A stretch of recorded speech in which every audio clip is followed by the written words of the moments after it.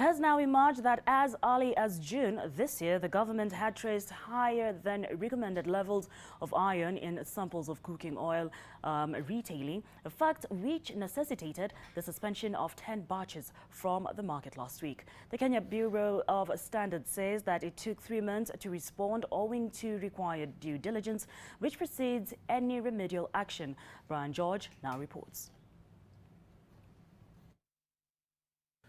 For 3 months, beginning the end of the second quarter of this year, market surveillance has shown the Kenya Bureau of Standards that a section of cooking oil manufacturers were flouting prescribed thresholds for iron content in their product. It is only last week that the market watchdog took action, suspending 10 batches from the circulation and directing that concerned manufacturers take remedial action. Okay, we give them a few minutes. On Monday, the government was locked in a meeting with representatives from the Kenya Association of Manufacturers, Bidco, Pwani Oil, Kappa Oil and Menengai to address the sticky issues. We have a maximum of 2.5, and when we collected samples from various shops, we detected they were slightly higher, and that is the essence or the reason why we have decided to inform the manufacturers and distributors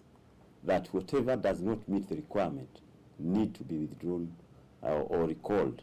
Despite the prevailing shortage of palm oil in the global market, the government has shrugged off fears that the suspension of the concerned batches risks precipitating shortage of product in the market. You have to understand that each batch is tested at its processing time. Just because this batch of water had an issue doesn't mean the next or the one before had an issue. And that's why we're saying this is not a ban. Okay? So it's just about that batch, and that's why it's important to clarify these are the batch numbers that are of concern to us. Whereas manufacturers are supposed to self-regulate on the matter, KEBS says it has put in place monitoring mechanisms to ensure compliance. So both KEBS and the Ministry of Industrialization say there haven't been any grave effects on the consumer reported so far. But be it as it may, legal action has to be taken against those firms found culpable for this. Brian George, NTV, Nairobi.